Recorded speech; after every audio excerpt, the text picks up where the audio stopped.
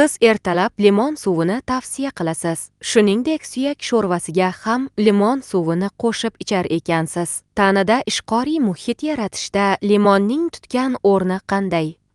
Limon juda ham muhimdir. Limonda kaliy miqdori nihoyatda yuqori bo'ladi. Bu kitobda yarimta limon siqilganida uning ichidagi vitamin va minerallarning darajasini keltirganman. Limon va sirka aslida kislota deb bilinadi. Buni bilasiz. Ammo limon ham sirka ham tanamizga kirganidan keyin ishqorga aylanadi. Tarkibidagi kaliy miqdori juda yuqori bo'lgani uchun o'ta muhimdir. Siz aytganingizdek, biz har kuni ertalab suyak sho'rvasiga yarimta limonni siqib, bir oz kristal tuz qo'shib ichamiz va bu odatni qishin-yozin kanda qilmaymiz. Haftada bir ichaymi yoki 2 oyda bir ichaymi emas. Har kuni davomli ravishda ichilishi kerak. Tanada ishqoriy muhit bo'lishi, tanadagi kislotali muhitning yo'qolishi deganimi? Ha, shunday. Tanamizdagi barcha hujayralarning yaxshi ishlashi uchun, sog'lom bo'lishi va kasalliklarga chidamli bo'lishi uchun pH darajamiz yuqori bo'lishi kerak. pH shkalasi bo'yicha neytral daraja 7 hisoblanadi. Agar 7 dan past bo'lsa, tanada kislotali muhit hukmron degani bo'ladi va bunday tanalar ilmiy jihatdan xastalangan tana hisoblanadi. Ishqoriy muhit deganda albatta tuzni ham eslab o'tishimiz kerak. Shunday emasmi? Shunday.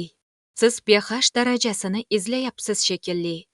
Biz buni pH darajasi deb ataymiz. O'rtada 7 turibdi. Bu neytral degani 7 dan past darajalar kislotadir va kasalliklar uchun juda qulay sharoit hisoblanadi. 7 dan yuqorisi 7,5, 8,5 ishqoriy hisoblanadi va tananing umumiy salomatligini ta'minlaydi. Agar mumkin bo'lsa, avval pastdan boshlaylik. Ya'ni tanamiz ishqoriy bo'lmagan paytda bizni qanday salbiy oqibatlar kutadi? Kislotali muhit turli mikroblar, viruslar, parazitlar, toksinlar va saraton hujayralari rivojlanishi uchun juda qulay muhit hisoblanadi. Agar tanangiz, burun va og'iz bo'shliqlaringiz kislotali bo'lsa, u yerga darhol viruslar joylashib oladi. Masalan, inflyuenza, gripp va koronaviruslari. Shuningdek, hujayralar sekin ishlagani uchun ichaklarda hazm qilish sustlashadi va qabziyat boshlanadi. Shu bilan birga oshqozon shikoyatlari va gaz yig'ilishi ham boshlanadi. Biz qanday xatolar qilyapmizki, buning natijasida tanamiz kislotali muhitga aylanyapti? Ko'pincha buning farqiga bormaymiz. Tanada kislotali muhit yaratuvchi eng katta sabablardan biri bu shakardir. Har turli kasalliklarning zaminida shakar yotadi. Turli shirinliklar, xususan meva shakari bo'lmish fruktoza yoki makajo'xori siropi shakari, bular tanaga kirganida tanada peshob kislotasi ko'tariladi. Tanamizning kislota darajasini peshob orqali yoki peshob kislotasi orqali aniqlashimiz mumkin.